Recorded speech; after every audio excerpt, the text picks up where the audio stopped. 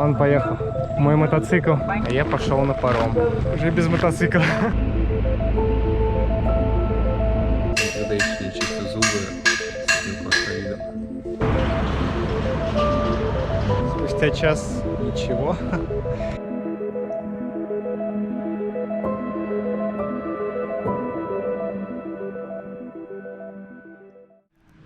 Если коротко, то вот, я провел почти неделю в Хошимине, купил этот велосипед, весь обвес, ну не весь еще, я еще заказал на сайте типа Алиэкспресса местного, который привезут уже на остров, потому что я сейчас возвращаюсь туда. Мне, короче, паранойя, что я везде забываю свой паспорт. Вот здесь, отлично. Успел я накатать по городу километров 70-60 за все это время, но без веса. И сейчас вот проехал километров 10 с весом. Не то чтобы это труднее, чем я думал, но типа на всяких YouTube каналах выглядит попроще, но в целом ништяк.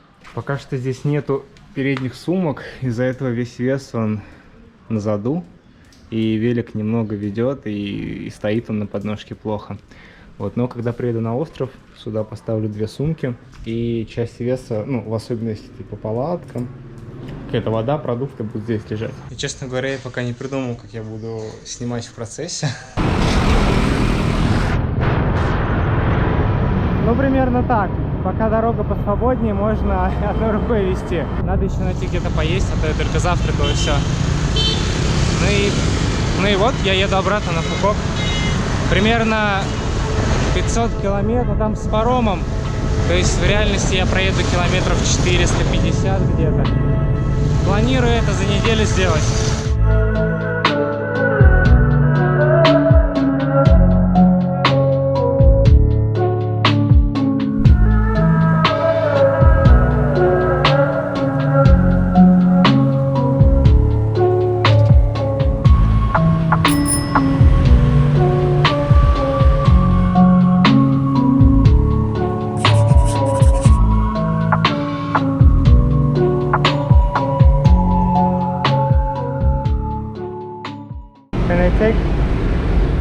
Water. Остановился на заправке, здесь вроде как вода есть.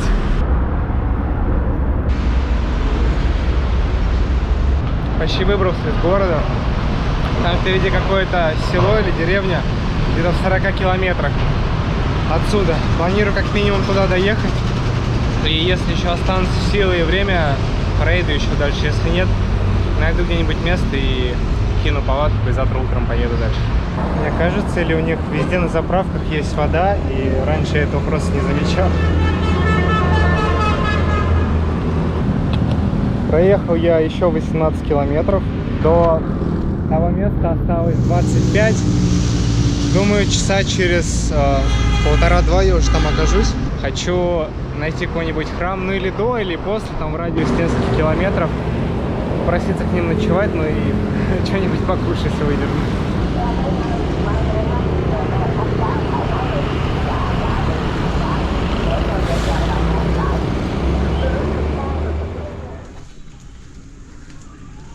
Я нашел храм буддийский, тут стройка, и его надо обойти как-то. Сказали, что здесь есть вход, а внутри играет музыка и ну, что-то наподобие службы.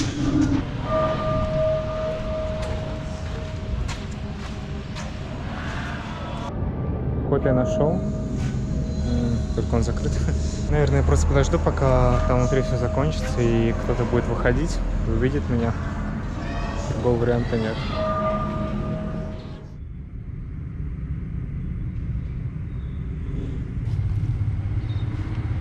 Доброе утро. За вчера я проехал 84 километра и остановился вот в таком месте. Какое-то заброшенное здание.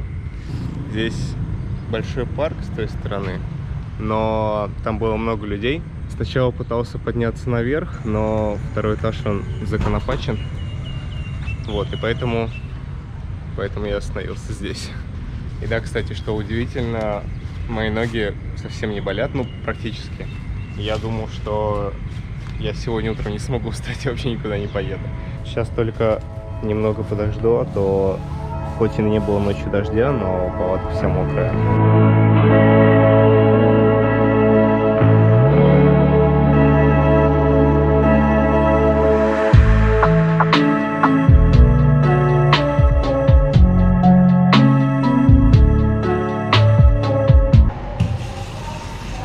Самое главное дело за день сделано. Теперь можно ехать.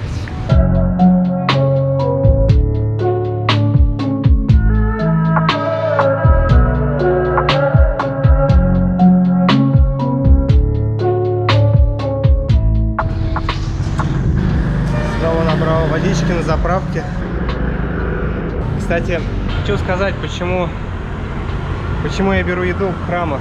Дело в том, что изначально я свое путешествие планировал как нечто сверхбюджетное, и благодаря этому спустя больше чем год я до сих пор этим занимаюсь. И если каждый раз, когда у меня будут появляться лишние деньги, я буду просто их тратить, ну, в основном на еду, я, конечно, буду более комфортно себя чувствовать, но какой в этом смысл, ведь они также быстро уйдут, и все. Ну и плюс тому, что это не так интересно. А почему я не делал этого раньше? Ну, просто потому, что сейчас появилось больше возможностей, и, как правило, чем беднее страна, тем здесь проще найти бесплатную еду и, в принципе, жить бесплатно. Такой вот парадокс. Время завтрака. Вообще, вы видели, сколько в буддийских монастырях еды? У них только от одних фруктов все полкилометра, так что просто некуда ее девать. Мне еще давали воды и каких-то фруктов. Мне кажется, я так много съел, что теперь можно крутить педали, пока не начнет смеркаться. Тем более вода у меня тоже есть. Не надо за сегодня 100 километров проехать. Ну, желательно.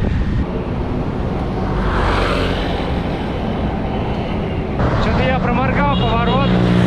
И впереди эти ворота въезда на шоссе. Но вроде на мотоциклах проезжает и... Да, по-моему, там вообще никого нет. Значит, и мне можно проехать. Заметил ребят, которые что-то строят, у меня появилась одна идея. После такого я еще сотни могу проехать.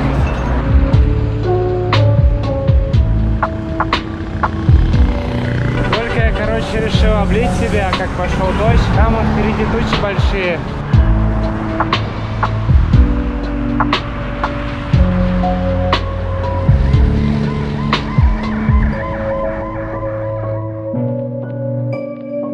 Остановился в таком месте, подальше немного от дороги. А это оказалось кладбище, но довольно красивое.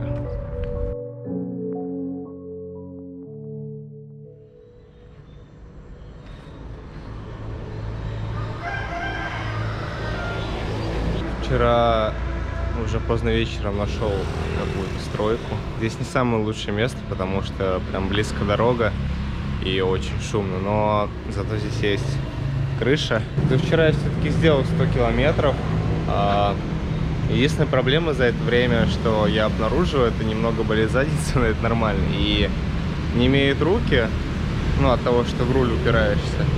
И вот за ночь, ну, до сих пор не прошло, не знаю, что с этим делать. Как бы руль менять, какой смысл?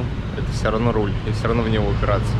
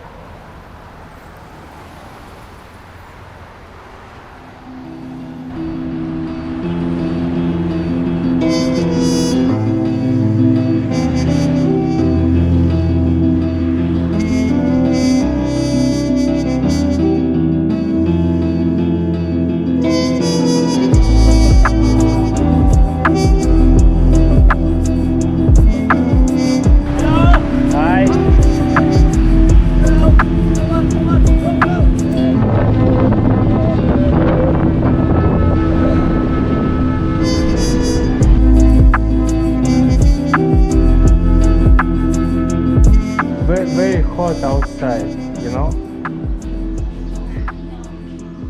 Прикиньте, меня из церкви прогоняют. Я пришел сюда минут 15 назад. Здесь вот на лавочке, ну, прилег, потому что очень жарко. И... Why not? А просто тупо закрылась и все. Why not? А этот вообще бухарик какой.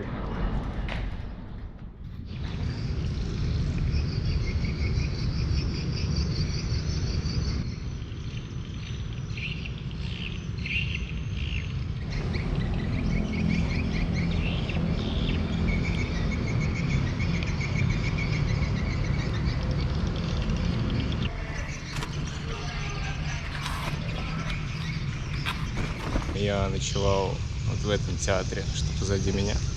Надо найти какую-то панамку другую, потому что у меня за вчера, да и за позавчера все уши и шея обгорело.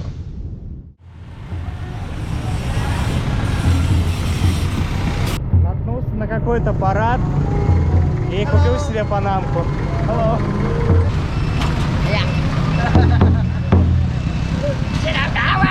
А на сегодня у меня план проехать чуть больше 90 километров. Вчера я сделал 95 опять. Вот, и чтобы к вечеру оказаться на паромной переправе. Но все равно, скорее всего, паром уже не будет ходить, я не успею. Поэтому я поплыву на остров только ранним утром. А у меня тем временем первое пробитое колесо. Сейчас буду чинить. Вот, пожалуйста, такого маленького кусочка стекла хватило, чтобы проколоть мне шину.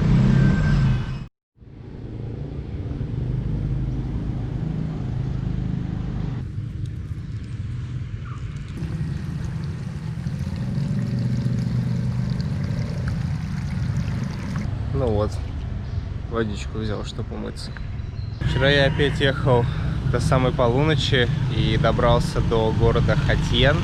Это на границе с Камбоджей, откуда отправляются паромы на Фукок. И нашел такое место, это храм, и прямо здесь я кинул свою палатку.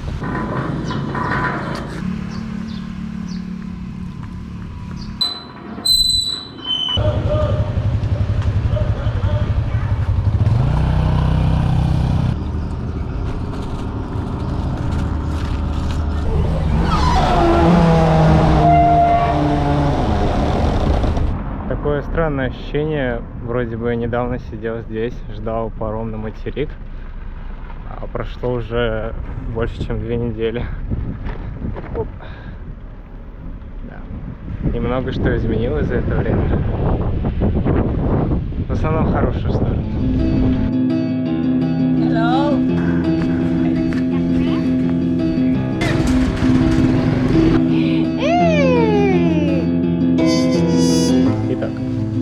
Почему же все-таки поменял свой мотоцикл на велосипед? Этому есть 2 основных причины. Во-первых, проблема с прохождением всех границ, что будут после Таиланда, и даже въехать в сам Таиланд на мотоцикле с вьетнамскими номерами, ну, такой шанс успеха 50 на 50. И если мы говорим о таких странах, как Индия, то там вообще нужно платить какую-то немыслимую сумму за пермит, это разрешение на въезд, и оставлять мотоцикл где-то на границе или продавать его в другой стране, что значит продавать по цене тостера, потому что у меня на него только вьетнамские документы.